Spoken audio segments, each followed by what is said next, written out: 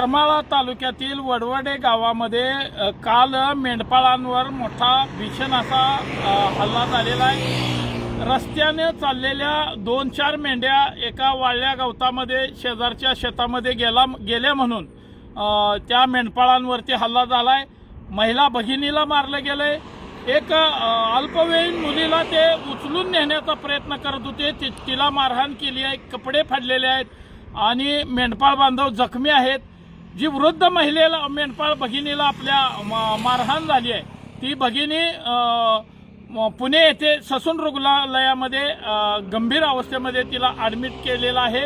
तिची प्रकृती अत्यंत गंभीर आहे। करमाळा पोलिसांनी गंभीर स्वरूपाचे गुन्हे दाखल केलेले आहेत, परंतु माझी मागणी आहे हा जीवघेणा हल्ला आहे।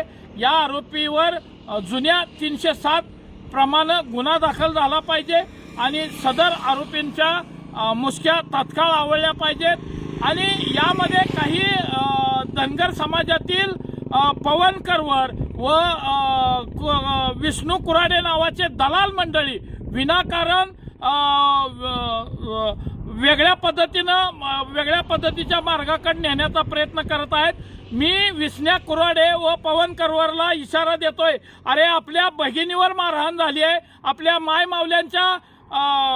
मायमावल्यांवरती आता घाला घातला गेलेला आहे आणि तरी सुद्धा तुम्ही लोकांची तळवे चाटताय, दलाली करताय।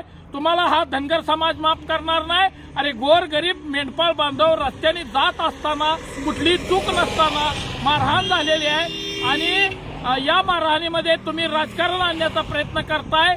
तुम्हाला हा धनगर समाज व ओबीसी समाज नक्की त्याची शिक्षा देईल। यापुढे जर तुम्ही अशा प्रकारचे व्हिडिओ करून कुणाची दलाली कराल तर तुम्हाला जागच्या जागी ठोकून काढू।